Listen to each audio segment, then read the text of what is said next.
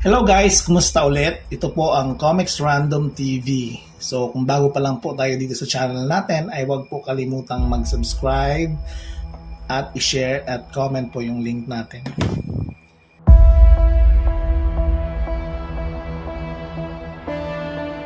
So sa nakaraang episode guys na video natin guys is recap mo lang po yung chapter 335 kung saan na natalo si Asta nitong si Lucius Zografis, at matapos talunin ni Lucius Zografis si Asta ay dinisperse naman ni Lucius itong si Asta, at ito ay naglaho na parang bula guys.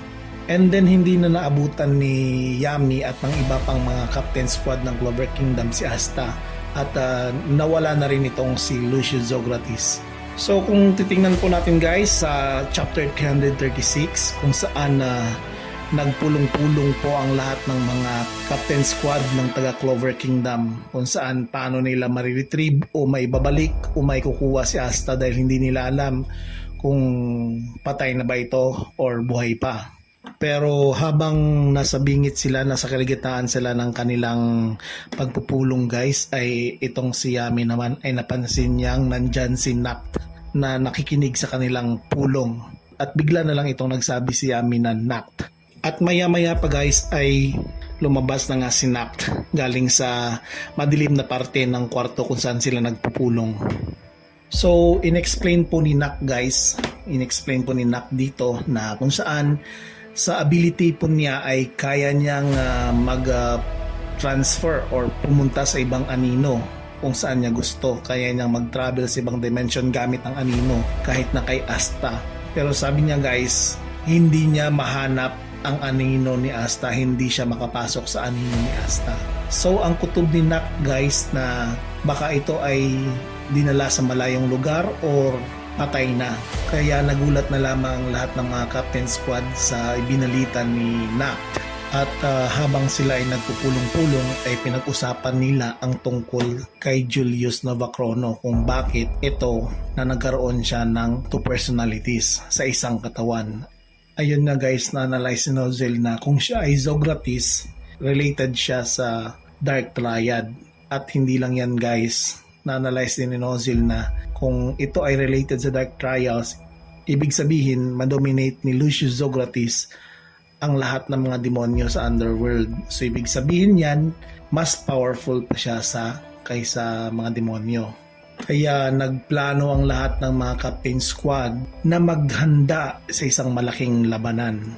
Dahil alam nilang aatake ulit itong si Lucius Zografis dito sa Clover Kingdom. At hindi naman makapaniwala itong si Yuno guys na nawala na si Asta, para bigla na lang itong nangyari. Kaya nagdesisyon na lamang siya na kung wala na si Asta, kung patay na talaga si Asta at kung hindi na talaga siya babalik, so siya na yung papasan ng ng responsibilidad niya.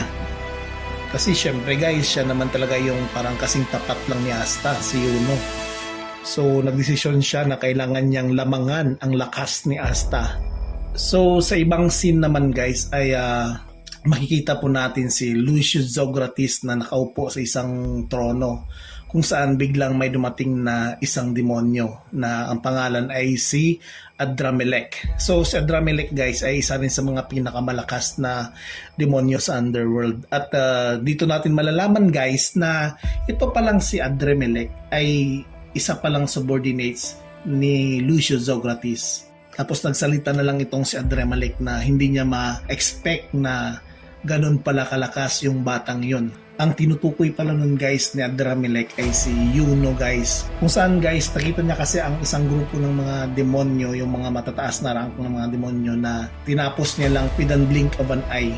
Pero yun din pala yung plano guys ni Lucius Zografis guys. Isa rin sa plano niya na wasakin din itong si Yuno, dahil nakikita ni Lucius Zografis guys na isa din to sa hadlang or hindrance sa kanyang mga plano. Kaya plano niya rin itong tumbahin guys. Kasi syempre si Yuno may hawak ito na dalawang grimo yung sa Clover Kingdom at yung sa Spade Kingdom, tapos meron pa siyang guardian na si Sylph. At saka sa ibang scene naman guys ay makikita po natin kung saan buhay nga itong si Asta guys. Napadpad siya sa hindi natin alam kung saang lugar to, pero parang nasa tabi siya ng dagat. Siguro malayo na to sa part ng Clover Kingdom kasi hindi na ma-trace ni Nacht. Ibig sabihin, malayo na talaga siya dito sa continent ng Clover Kingdom. At maya-maya pa ay may dumating na naman na panibagong karakter. Hindi natin alam guys kung sino ito. So hanggang dito lang ako guys at huwag kalimutang mag-subscribe sa ating channel. Thank you guys. Ingat po.